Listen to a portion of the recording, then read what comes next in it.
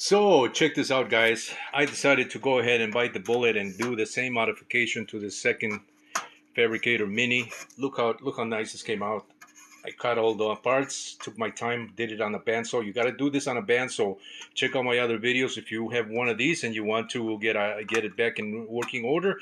Uh, as far as the size is concerned, if you do miniature stuff like what I've been doing, just printing these little things. I mean, I have machines that can output this a lot faster, but there's something rewarding about doing this in miniature. If you're that type of individual, I am one of those people. I just like doing things, in miniature, and so this machine is lends itself for that, provided it is calibrated and tweaked, as I have explained in some other videos with regards to this modification that I've done to these Fabricator Mini 2, and this is the second one. I just cut this.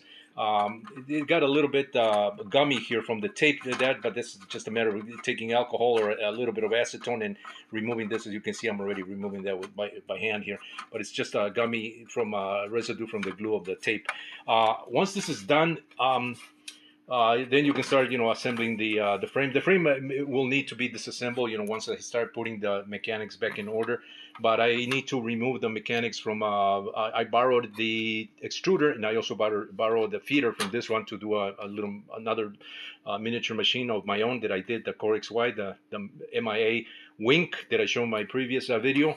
And so I'm going to have to remove those. I did buy those parts, for that machine actually, but I just never got around to that, and I totally forgot. As time goes by, I get from project to project. I keep skipping depending on the importance of the project, and things come up, and so sometimes I put this away, and it just settles, as time passes by. But I decided to do this to this machine, so now they're both the same.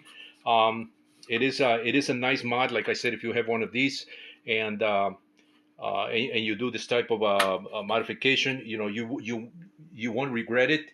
At first, I was like, "Oh my God!" I just changed the face of this. I really like the aesthetical appeal, with the corners here, but from a practical standpoint, it was just not helping. So it's a lot better to have it nice and clean, like I showed in my other videos, like that. That so that's the reason for doing this modification. Like I said, I just decided to bite the bullet and do the second one here.